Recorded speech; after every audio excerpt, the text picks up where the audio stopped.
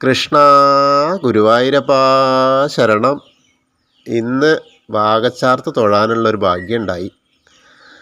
വാകച്ചാർത്ത് എന്ന് പറഞ്ഞാലേ ആ ഭഗവാനെ, ആ മഹാപ്രഭുവിനെ വേറെ ഒരു അലങ്കാരം ഇല്ലാതെ ആ വെറും വിഗ്രഹത്തിലിങ്ങനെ വാകപ്പൊടി കൊണ്ട് തേച്ച് മിനുക്കി സുന്ദരമായി വളരെ എന്താ പറയുക, മഹാഭാഗ്യമായിട്ടുള്ള ഒരു കാഴ്ചയാണത്.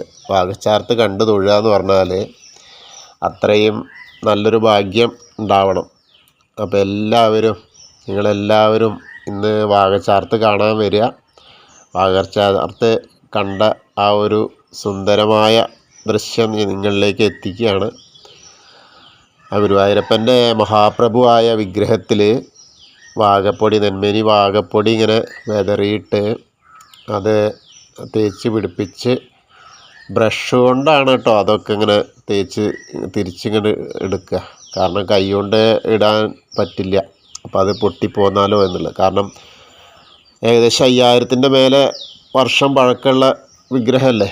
മഹാവിഷ്ണു പൂജിച്ചിരുന്ന, ശ്രീകൃഷ്ണൻ പൂജിച്ചിരുന്ന, വസുദേവരും ദേവകിയും ഒക്കെ പൂജിച്ചിരുന്ന ആ വിഗ്രഹമാണല്ലോ.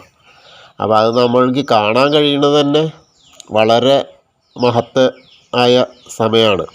കാരണം നമ്മുടെ ജീവിതത്തിലെ അത്യപൂർവ നിമിഷമാണത്. അപ്പോൾ ആ മഹാവിഗ്രഹത്തെ, മഹാപ്രഭുവിനെ ആ വാകച്ചാർത്ത് ഇങ്ങനെ വാക കൊണ്ട് അണിയിച്ചൊരുക്കുന്നത് കാഴ്ച നയനാനന്ദകരമാണ്. അതിങ്ങനെ പിന്നെ അത് കഴിഞ്ഞിട്ടിങ്ങനെ തീർത്ഥം കൊണ്ട്, ആ വെള്ളം കൊണ്ട് ഇങ്ങനെ മണിക്കിണറിലെ ജലം കൊണ്ടാണ് അഭിഷേകം. അങ്ങനെ കുളിപ്പിക്കുന്നത്.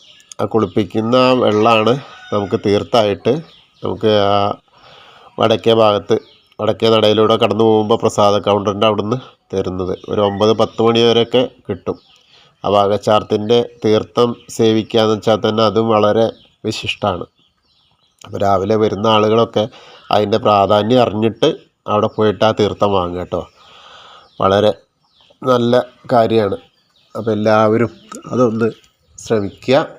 എല്ലാവർക്കും ആ ഗുരുവായൂരപ്പൻ്റെ അനുഗ്രഹം ഉണ്ടാവട്ടെ. ഹരേ കൃഷ്ണ. ഇന്നത്തെ വാകച്ചാർത്ത് കണ്ട തൊഴുത മാതിരി എല്ലാവരുടെ മനസ്സിലും ആ ഒരു പുണ്യം നിറയട്ടെ. ഹരേ കൃഷ്ണ. ഗുരുവായൂരപ്പാ ശരണം.